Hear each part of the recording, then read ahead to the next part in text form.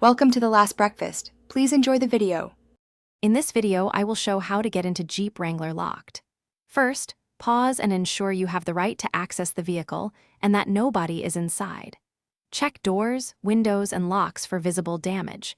If there is safety risk or uncertainty, stop and call roadside assistance.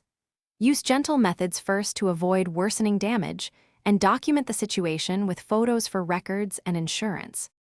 Start with non-destructive methods to avoid costly repairs and keep things safe. Use a spare key or press the key fob within range to unlock doors. If needed, create a small gap with a wedge and use a long-reach tool to press the interior unlock button. Work slowly to avoid breaking trim or damaging seals. If electronics are unresponsive or you feel unsure, call a professional locksmith or roadside service. Only consider destructive entry in true emergencies when safety is at stake. Choose the least visible access point and apply controlled force to minimize repair work later.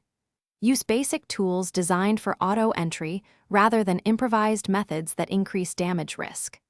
After gaining access, photograph all damage and keep receipts for any repairs. Notify insurance or the vehicle owner promptly to ensure proper handling and avoid.